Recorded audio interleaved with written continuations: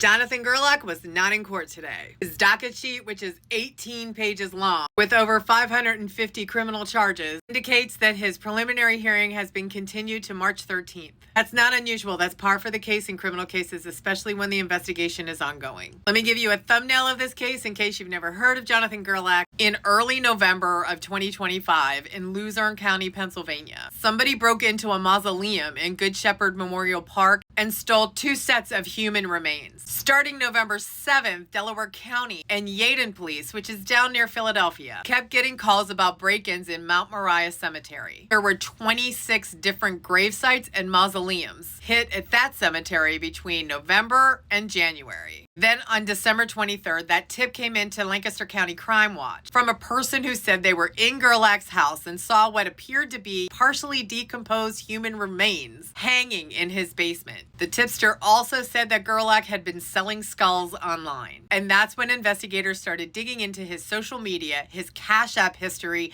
and his visits to Mount Moriah. On January 6th, the detectives were actively watching Mount Moriah Cemetery, and they saw a car with bones and skulls in plain view. They watched Gerlach walk out of the cemetery with a crowbar and a burlap sack and arrested him on the spot. The next day, back in Ephrata, Pennsylvania, Lancaster County, they execute a search warrant on Gerlach's house and find over 100 human skulls, mummified limbs, long bones, decomposing torsos, and then another storage unit with 8 full bodies inside. On January 8th, the DA officially charged him. He's currently in Delaware County Jail on a $1 million bond. Luzerne County has asked the Pennsylvania Attorney General to investigate whether those earlier mausoleum thefts are connected to Gerlach, and that investigation is still ongoing. His attorney is a public defender. Don't underestimate Anna Hinchman. She already has several serious felony cases under her belt and at least one not guilty verdict. New preliminary hearing on March 13th, so follow along and we'll see where it goes.